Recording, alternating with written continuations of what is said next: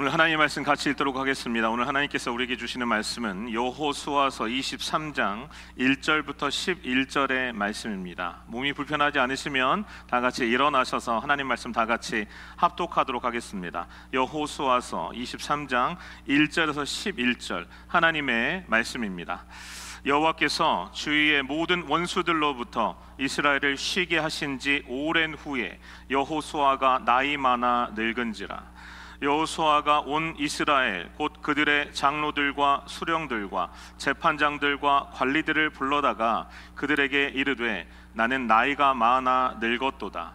너희의 하나님 여호와께서 너희를 위하여 이 모든 나라에 행하신 일을 너희가 다 보았거니와 너희의 하나님 여호와 그는 너희를 위하여 싸우신 이시니라. 보라, 내가 요단에서부터 해 지는 쪽 대해까지의 남아있는 나라들과 이미 멸한 모든 나라를 내가 너희를 위하여 제비 뽑아 너희의 지파에게 기업이 되게 하였느니라.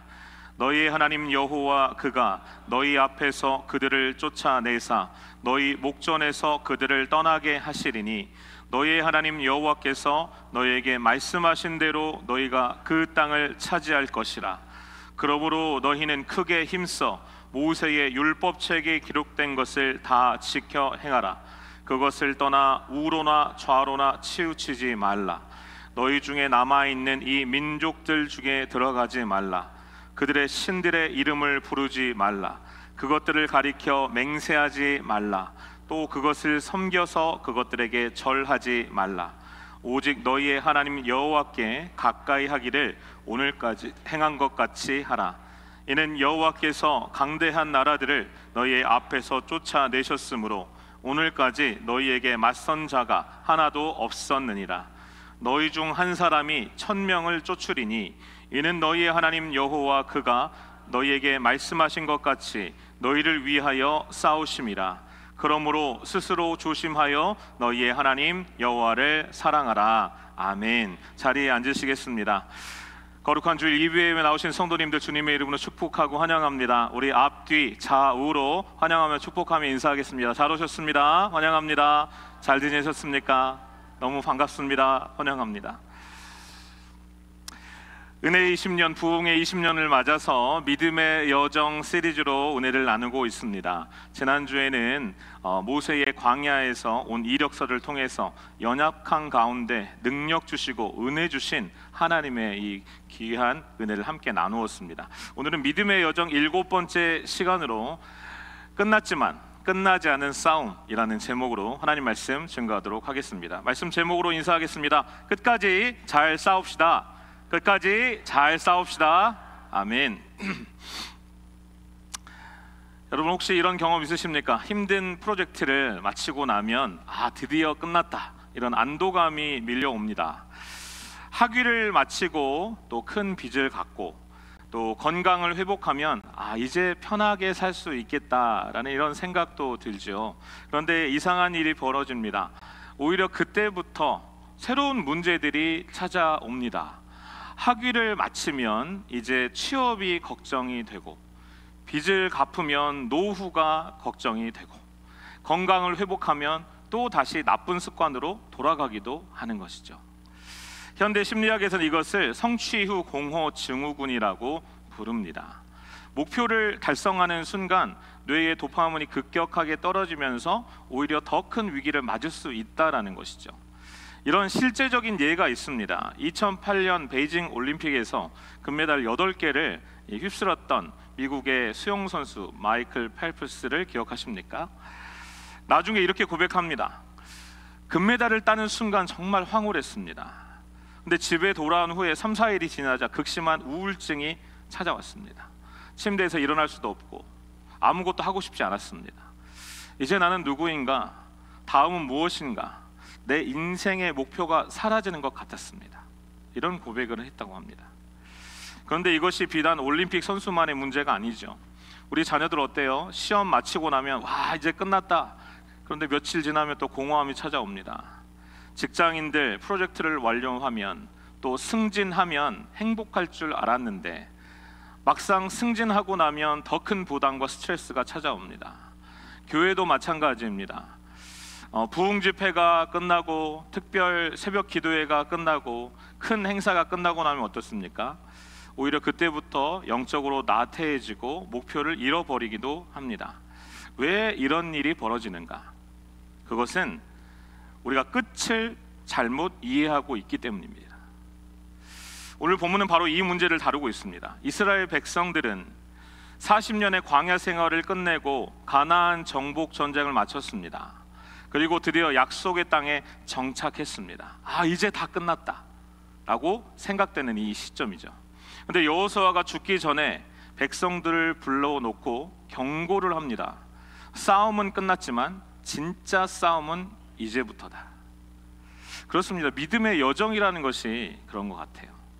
오늘 말씀을 통해서 끝난 것 같지만 끝나지 않는 우리의 영적 싸움을 다시 한번 점검하고 승리로 날마다 끝까지 달려가는 은혜가 있게 되기를 우리 주님의 이름으로 축원드립니다. 큰 첫 번째 한번 살펴볼 것은 하나님은 약속을 완전히 이루셨다라는 것입니다.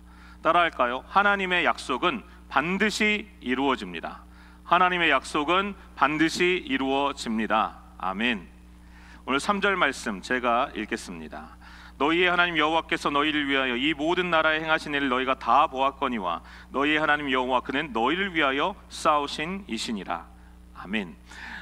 여호수아가 말하는 하나님의 행하신 일이 구체적으로 무엇인가? 우리가 잠시 21장으로 넘어가 볼게요. 21장 43절부터 45절 말씀 우리 다 같이 한번 읽어보겠습니다. 여호와께서 이스라엘의 조상들에게 맹세하사 주리라 하신 온 땅을 이와 같이 이스라엘에게 다 주셨으므로 그들이 그것을 차지하여 거기에 거주하였으니 여호와께서 그들의 주위에 안식을 주셨으되 그 조상들에게 맹세하신 대로 하셨으므로 그들의 모든 원수들 중에 그들과 맞선 자가 하나도 없었으니 이는 여호와께서 그들의 모든 원수들을 그들의 손에 넘겨 주셨음이니라.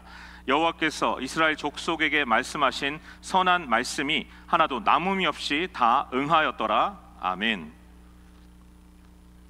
여기서 3번씩이나 반복하면서 강조하는 것이 있습니다.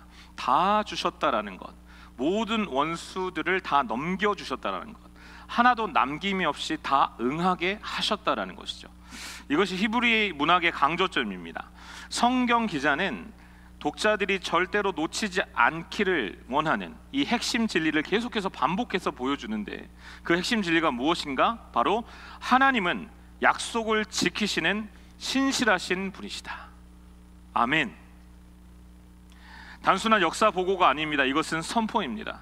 하나님께서 아브라함에게 약속하신 후에 600년이라는 시간이 흐릅니다.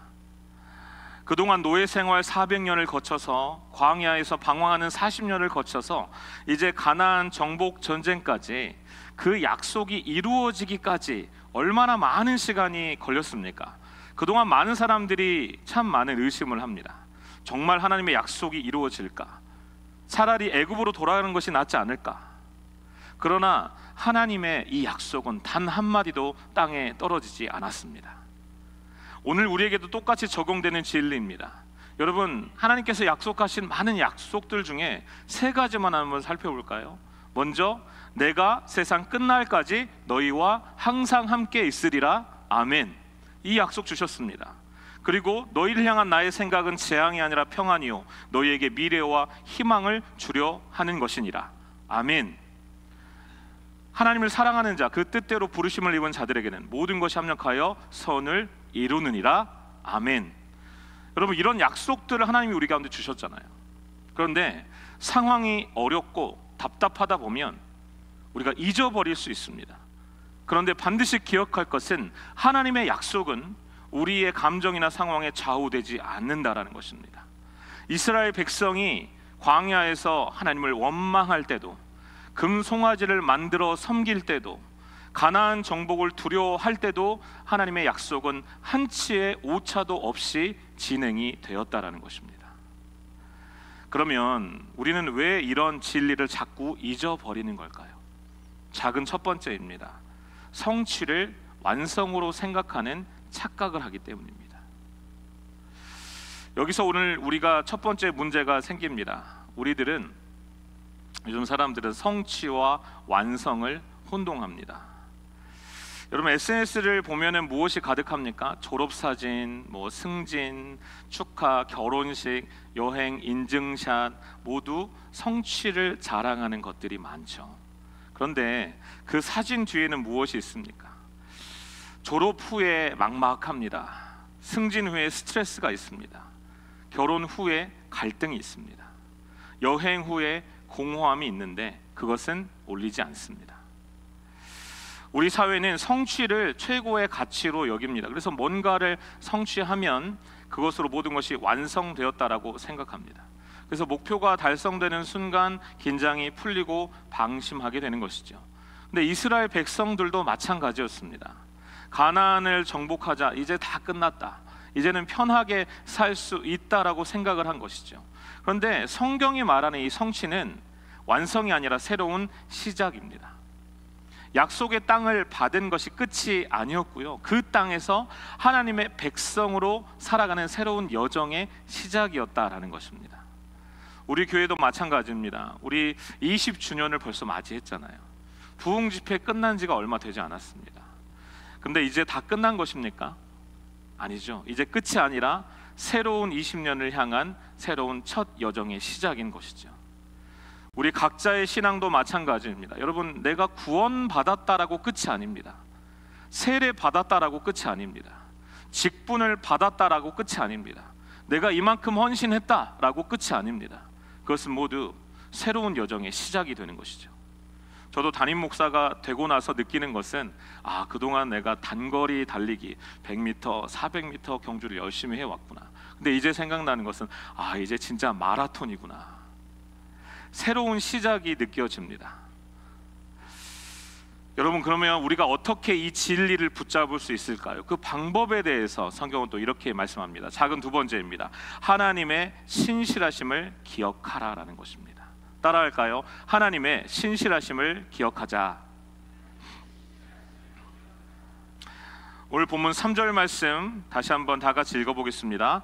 너희의 하나님 여호와께서 너희를 위하여 이 모든 나라에 행하신 일을 너희가 다 보았거니와 너희의 하나님 여호와 그는 너희를 위하여 싸우신 이시니라. 아멘. 여호수아가 백성들에게 뭐라고 합니까? 너희가 하나님이 하신 일을 보았지 않느냐?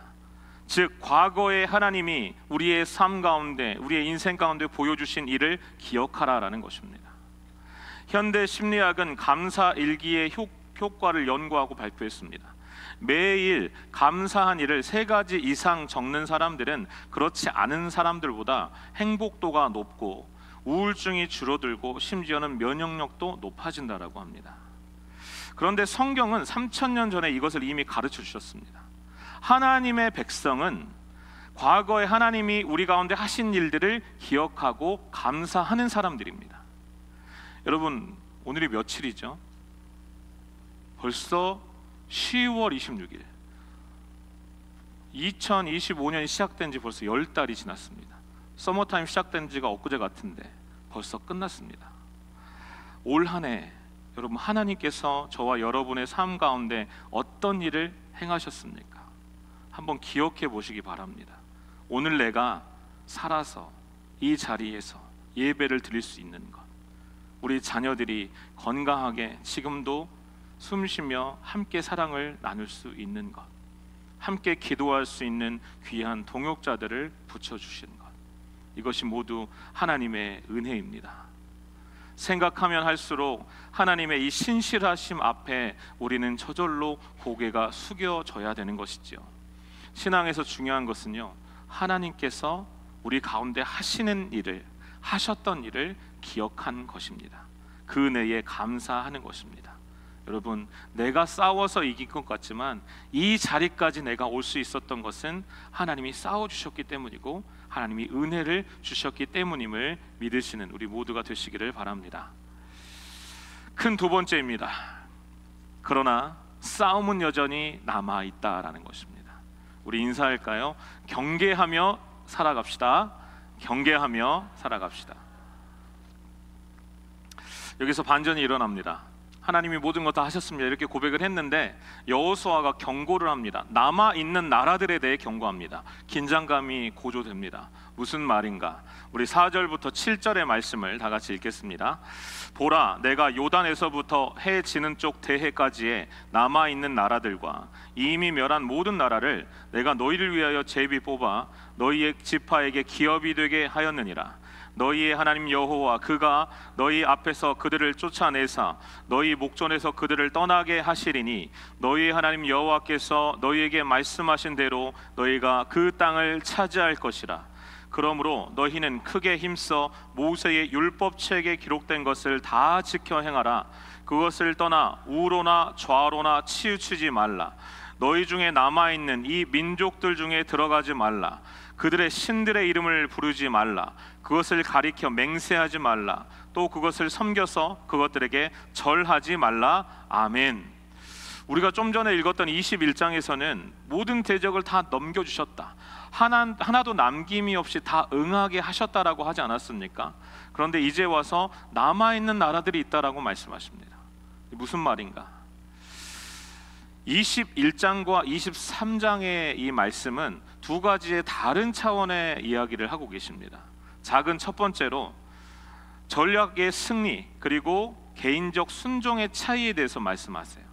그러니까 21장은 하나님이 하신 일에 대해서 말을 하고 있고 23장은 우리가 해야 할 일에 대해서 말씀하고 계신다라는 것입니다. 쉽게 설명하자면 21장은 하나님께서 전쟁에서 이기셨다, 승리하셨다라는 내용입니다. 그런데 전략적으로 궁극적으로 승리는 이미 확정이 되었습니다.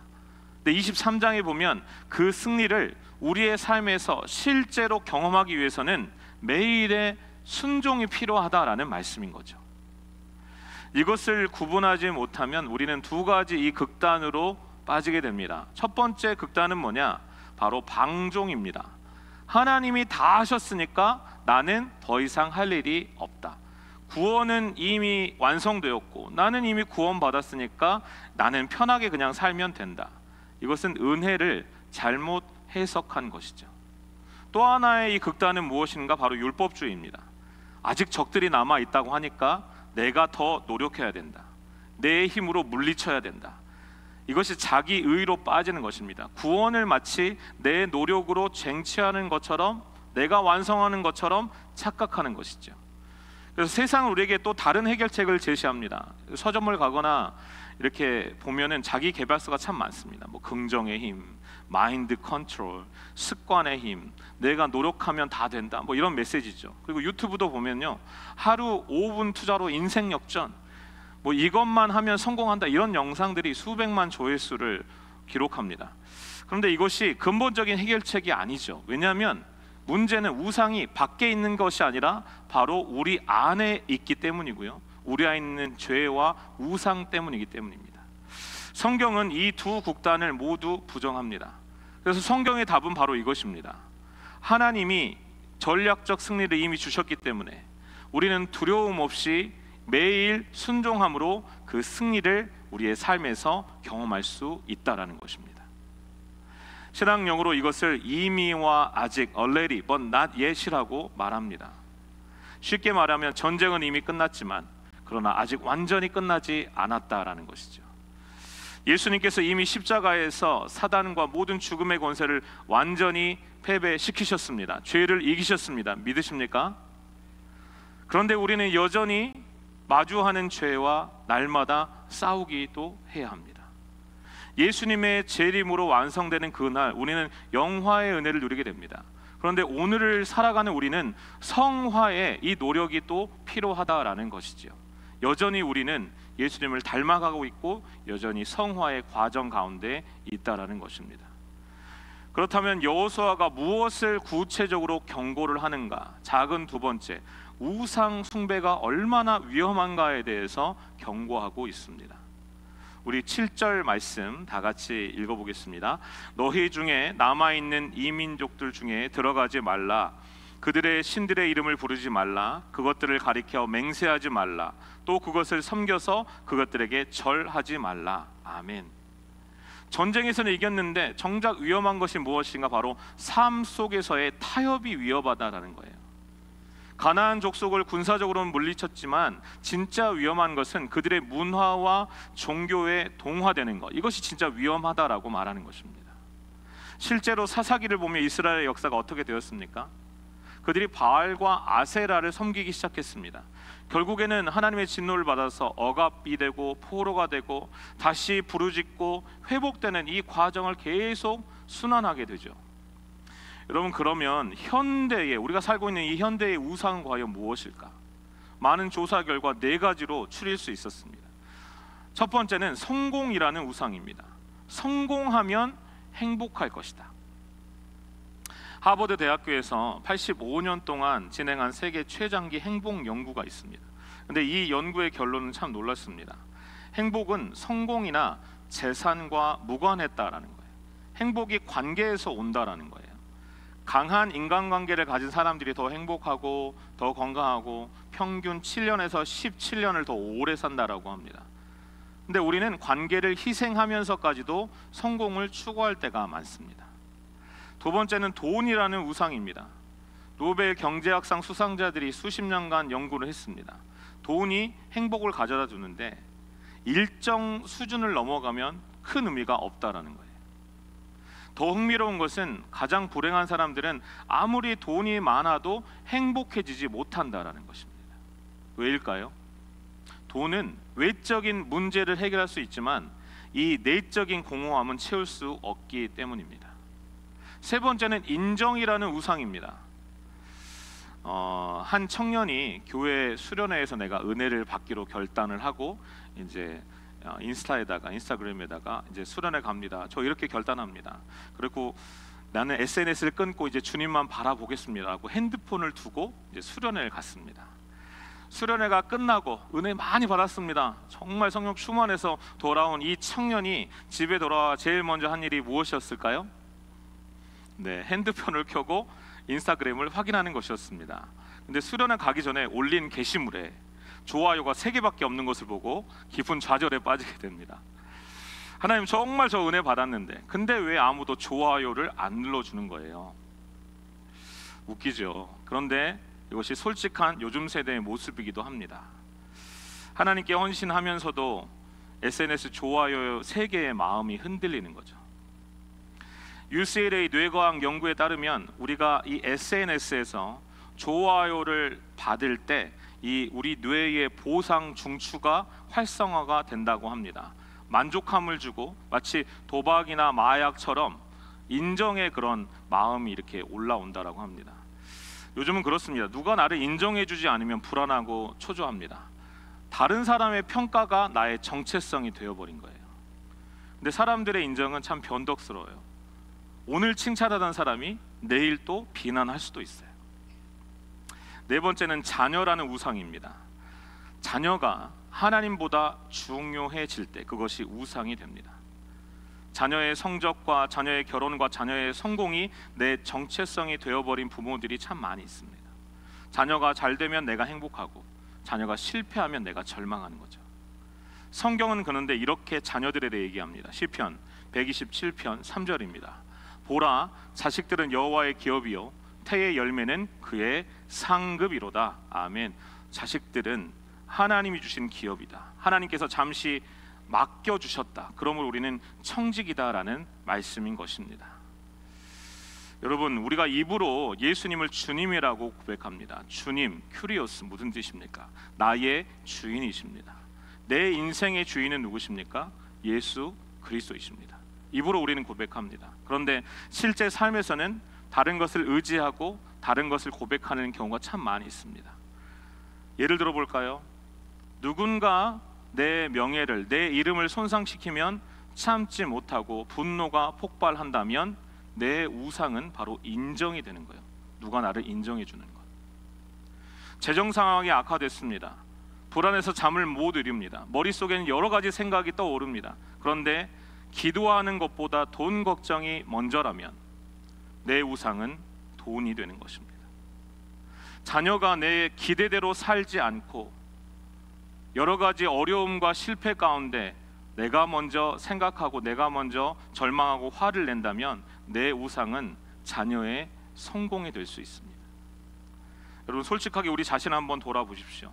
여러분이 무엇을 잃을까 가장 두려우십니까?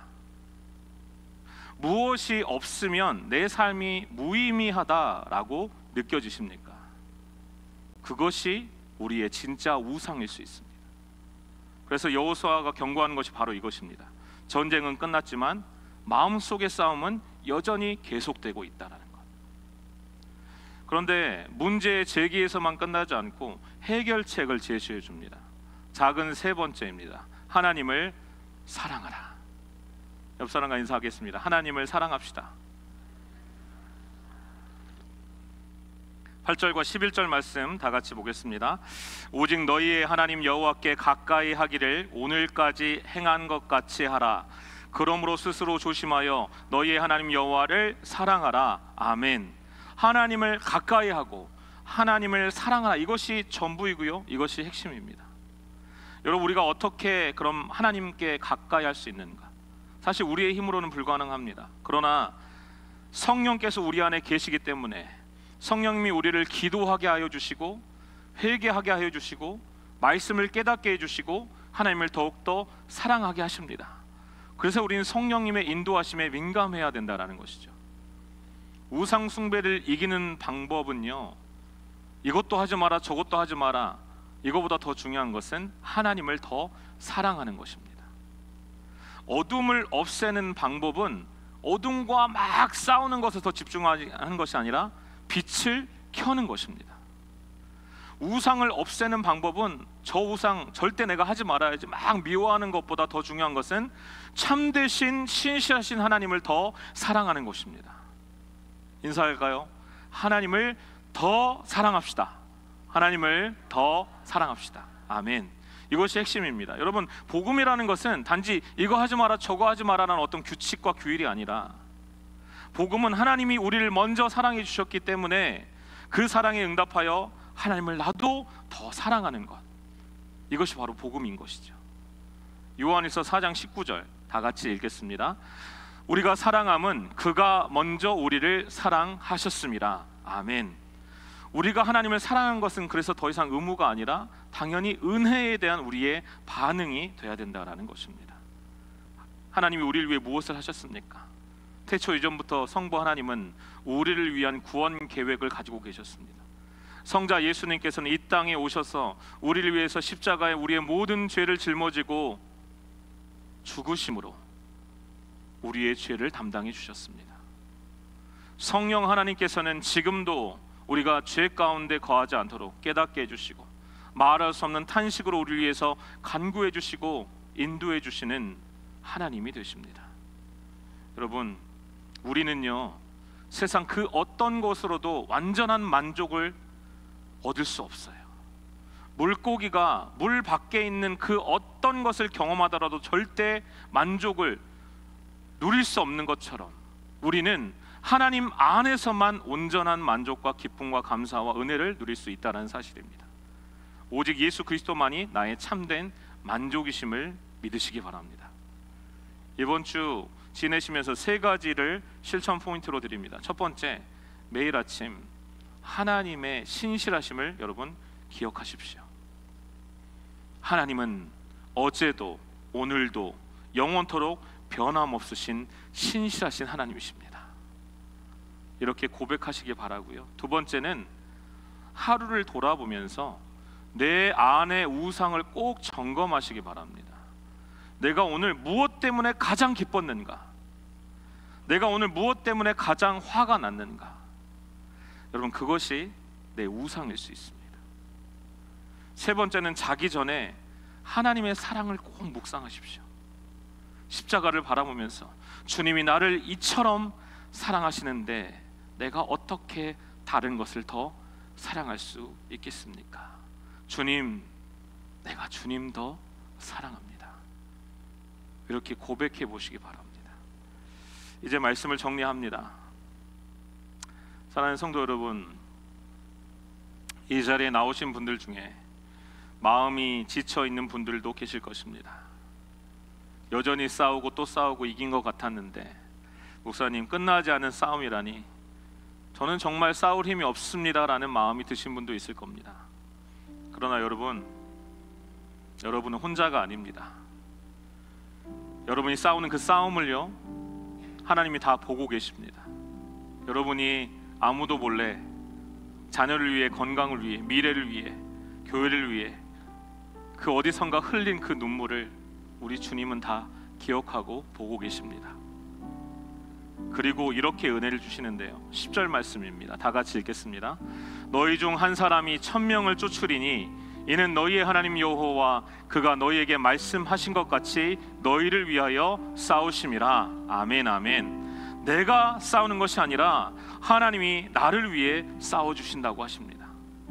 우리 교회 지난 20년을 한번 돌아보십시오. 정말 얼마나 많은 눈물과 어려움의 순간이 있으셨습니까? 그러나 오늘 우리는 여기에 서 있습니다. 우리가 강해서가 아니라 하나님이 우리 교회를 붙들어 주셨기 때문입니다. 사업이 되지 않을 때, 직장을 찾아 힘들 때, 자녀의 아픔과 고통이 있어서 눈물을 흘릴 때, 건강 때문에 하나님 왜 나입니까?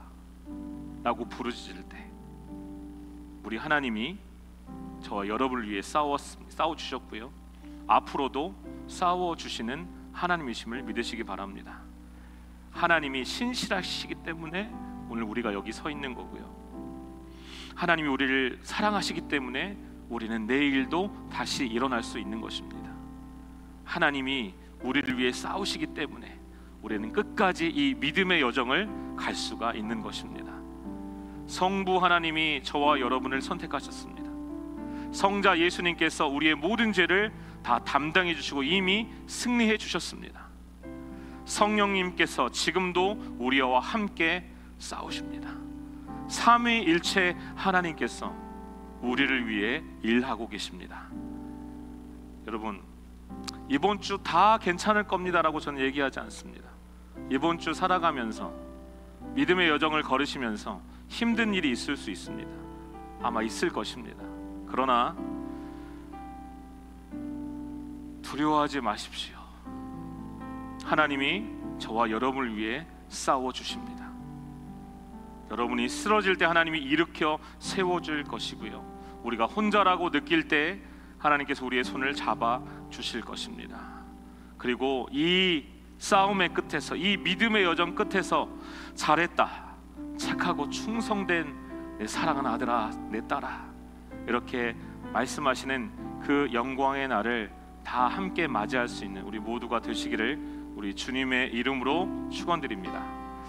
함께 하나님의 놀라우신 싸워주심과 은혜와 능력을 찬양하며 나아갑시다. 세상의 유혹 시험이 내게 몰려올 때에 나의 힘으론 이길 수 없음을 고백합니다. 모두 이길 수 없네. 거대한 폭풍 가운데 위축된 나의 영혼, 어찌할 바를 몰라 헤매이고 있을 때 주를 찬양, 손을 들고 전쟁은 나에게 속한 것이 아님을 고백합니다. 전쟁은 하나님께 속해 있음을 고백합니다. 주를 찬양, 손을 들고 찬양. 전쟁은 하나님께 속한 것이 거짓과 속임수로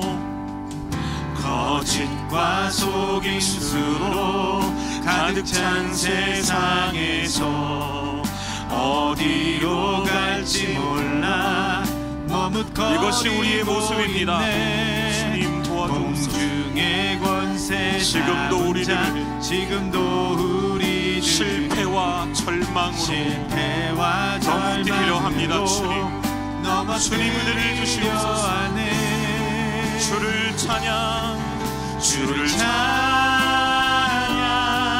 손을 들고 찬양.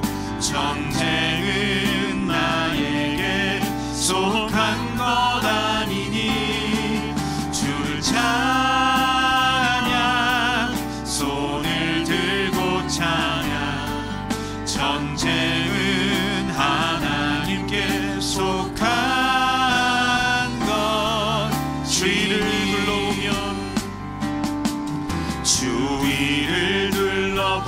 아무도 믿음의 눈을 뜨길 없는 원합니다.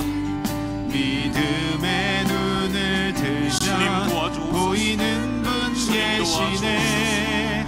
지금 우리 안에서 역사하고 계시는 역사하고 계신 사망과 어둠의 권세를 사망과 어둠의 물리치신 권세, 예수님이 물리치신 우리의 왕이심을 예수님. 믿습니다. 주를 찬양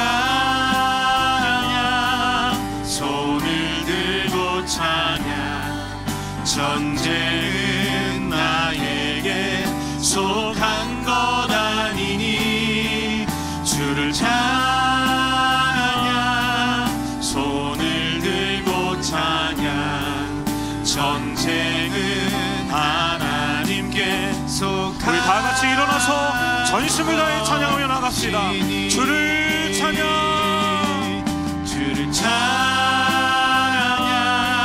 손을 들고 찬양 전쟁은 나에게 속한 것 아니니 주를 찬양 손을 들고 찬양 전쟁은 하나님께 속한 우리의 목소리로 찬양합니다. 것이니 주를 찬양, 주를 찬양 손을 들고 찬양 전쟁은 나에게 속한 것 아니니 주를 찬양 손을 들고 찬양 전쟁은 하나님께 속한 것이니. 아멘, 아멘. 그렇습니다. 전쟁은 하나님께 속